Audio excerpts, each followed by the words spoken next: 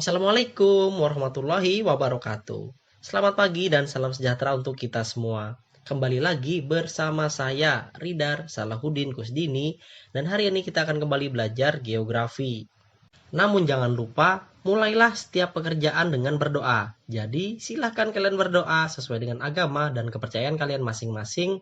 Berdoa dimulai. Ada siang, ada malam, ada pahit, ada juga manis. Ada desa berarti ada kota.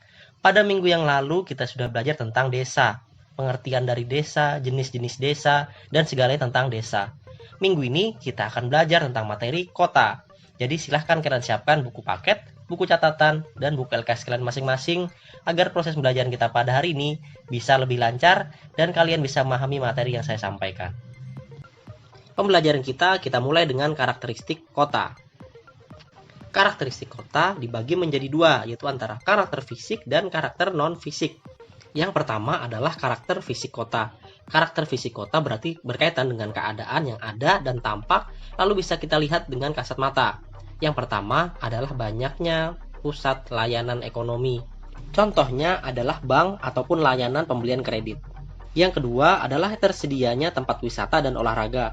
Tempat wisata yang ada di daerah perkotaan itu biasanya tempat wisata yang dikelola secara modern. Lalu sarana olahraganya bisa berupa lapangan, gor, kolam renang, dan sebagainya. Lalu juga terdapat alun-alun. Alun-alun adalah tempat berkumpulnya masyarakat, bisa berupa lapangan terbuka atau ruang terbuka hijau. Selanjutnya adalah karakteristik non-fisik dari kota.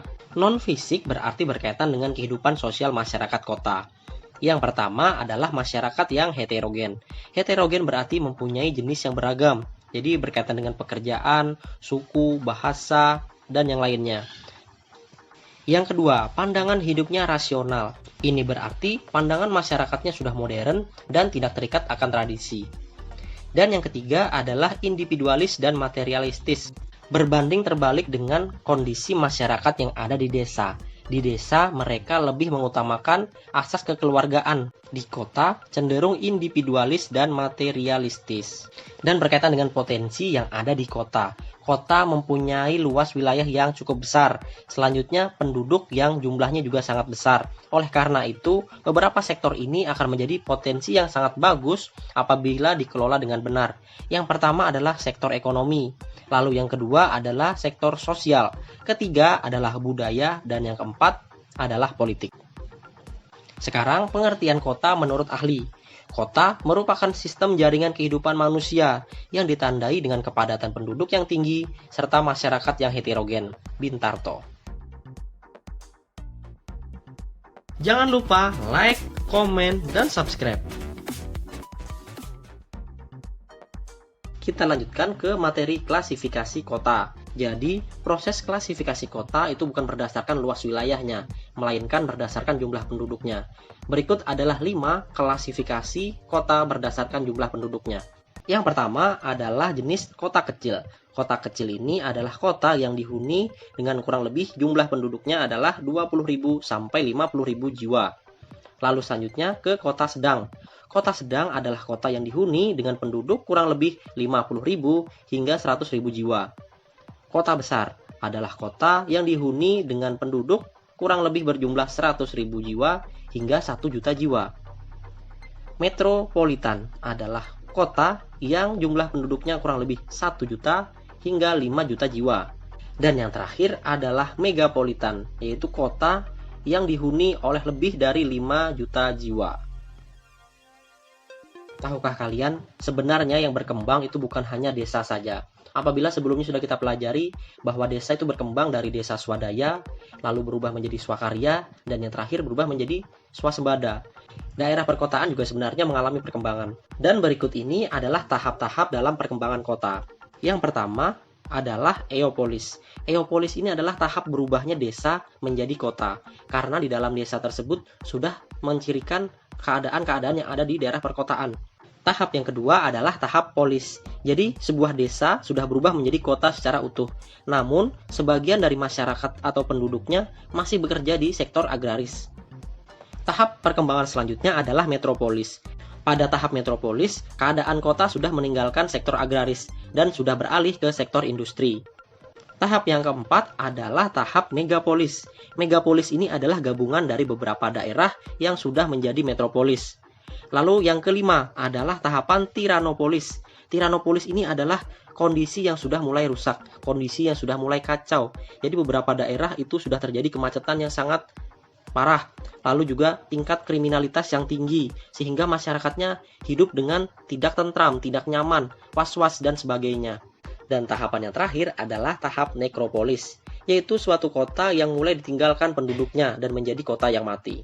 Tahap nekropolis ini dapat terjadi karena masalah-masalah ataupun gangguan yang timbul pada tahap tiranopolis tidak bisa diselesaikan, sehingga masyarakatnya memilih untuk tinggal di daerah yang lain.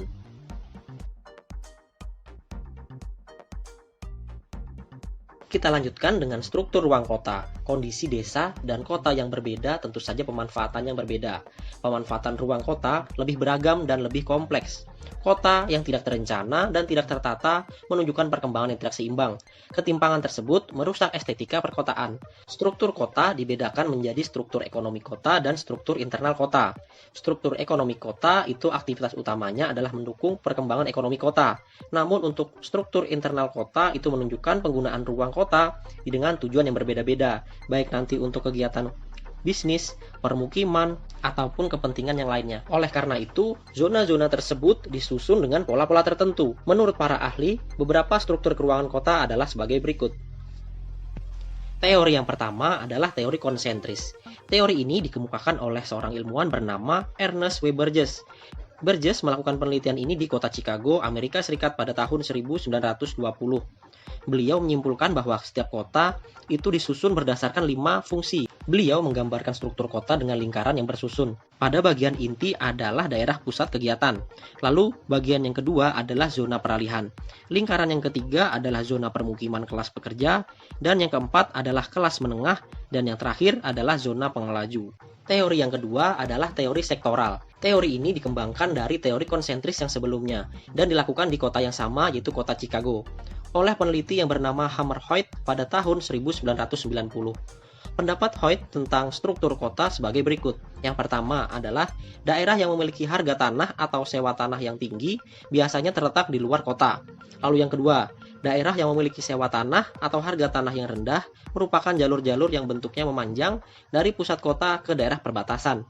Lalu yang ketiga, zona pusat adalah daerah pusat kegiatan. Yang ketiga adalah teori konsektoral tipe Amerika Latin. Amerika Latin ini adalah nama lain dari daerah Amerika bagian selatan. Teori ini berdasarkan penelitian di Amerika Latin yang dilakukan oleh Ernest Griffin dan Larry Lord pada tahun 1980. Teori konsentral ini terdiri dari 6 zona. Gambaran dari tipe konsentral tipe Amerika Latin bisa kita lihat di slide. Yang pertama, daerah dengan kode 1 adalah daerah pusat kegiatan. Lalu 2, daerah perdagangan atau industri. Yang ketiga adalah sektor pemukiman kelas elit. Yang keempat adalah permukiman yang masih berkembang. Lalu yang kelima adalah daerah berkembang secara setempat. Dan yang terakhir adalah permukiman yang liar. Selanjutnya ada teori inti ganda. Teori inti ganda merupakan penyempurnaan dari teori Burgess dan Hoyt. Teori ini dikemukakan oleh Harris dan Ullman pada tahun 1945. Teori tersebut menjelaskan kota berkembang lebih kompleks daripada model konsentris dan sektoral. Kota tumbuh dari nukleus baru yang berfungsi sebagai kutub pertumbuhan.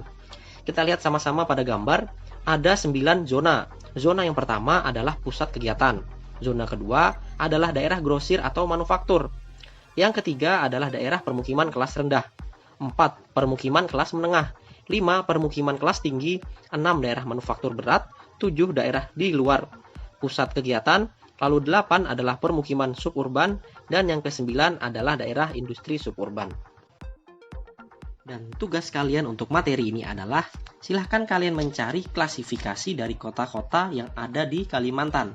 Yang pertama, Kalimantan Utara, Kota Tarakan. Kalimantan Tengah, Kota Palangkaraya. Kalimantan Timur, Kota Samarinda, Kota Balikpapan, Kota Bontang. Kalimantan Barat, Kota Pontianak, dan Kota Singkawang. Selanjutnya Kalimantan Selatan, Kota Banjarmasin, dan Kota Banjarbaru. Silahkan kalian kerjakan di buku catatan kalian masing-masing.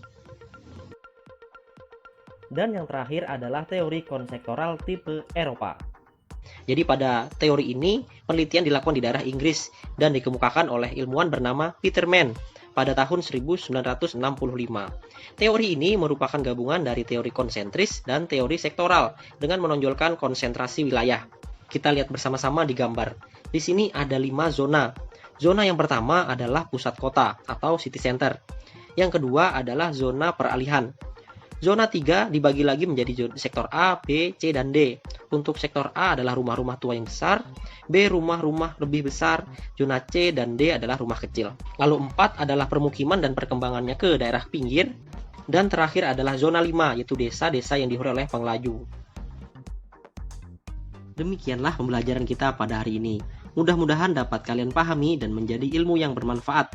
Terima kasih atas perhatiannya. Mohon maaf apabila ada salah kata. Wassalamualaikum warahmatullahi wabarakatuh. Selamat pagi dan salam sejahtera untuk kita semua.